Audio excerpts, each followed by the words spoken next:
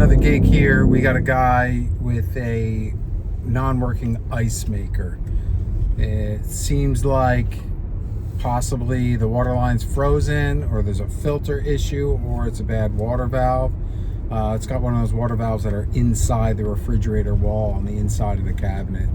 So we'll try to get some of that on film for you, but we'll show you how GuildUSA makes it all easier. Like, this guy called, left his symptoms on the call with the AI, and then everything's in the app. So we're just pressing buttons in the app. It's taking us there, gave us the possible diagnostics on the way. Anything to add there, Jacob?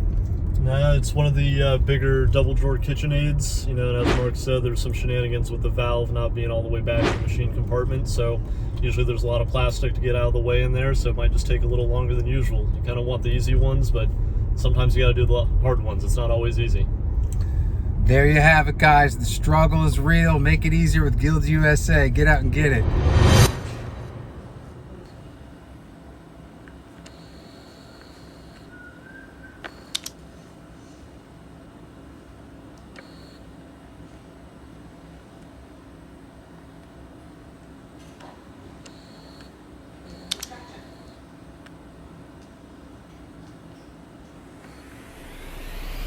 You got the price and the part number? Okay. How much is that ice maker? $232.56. Oof.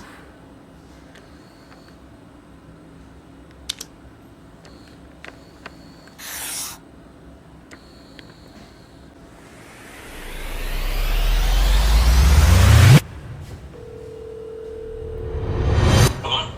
Hey Vinny, this is Jacob with Appliance Repair American. Hey, Jacob. Yeah, so we just got done here at the fridge. So Okay. it seems like the valve is working. I can manually bypass and kind of eliminate the ice maker from the equation just to put water into the ice chute, if that makes sense. Okay. The valve itself, the new one, is working, and it seems like the ice maker isn't calling for water from the valve. So it may have been a two-part issue, but the water dispenser works, the ice part of the valve works, so it might need a new ice maker, and it's a shame as the motor and everything is turning, but it's just not calling for water, and there's a couple different reasons that can cause that internally.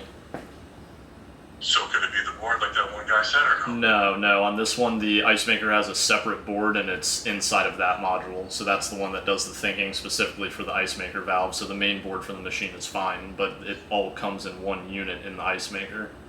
Okay. Yeah, and then, you know, the other part of the bad news, the ice maker is $232 from Whirlpool. Okay, so 230, we said 32. $232 for the part, yes sir. Yeah, so it'll be $125 for the finish on the labor, and then it'll be the cost of the part. Yeah. Okay. Well, All right, yeah, let's get it done. Okay, so that big Whirlpool fridge, there was a little leak in the water valve. How did you figure out that it was definitely the ice maker? Because there wasn't a normal ice maker test on that where we could jump it from the ice maker. So what was that you did there? That little trick there? So the valve that's hidden behind all the plastics in the fridge, they do put some proprietary connectors on them, so it's impossible to accidentally put the ice maker connector on the water dispenser connector. But if you're careful enough, you can jump them around. Sometimes you have to do some disassembly with some of the plastics, but if you're able to put the water dispenser connector onto the ice maker valve, whenever you push the water dispenser paddle, it's going to call for power, and that power just happens to be routed to the ice maker valve, so then you can see if that actual valve is working mechanically. So of course, after doing that, push the water dispenser and the water comes flowing into the ice maker. So the valve's good, so it's got to be the ice maker not calling for it. And there's no control board that directly controls that valve. There's another special set of logic inside the ice maker, so if the ice maker's bad, then it's not going to call for water. It's not the main control board's fault. So we ordering the client, we got their approval.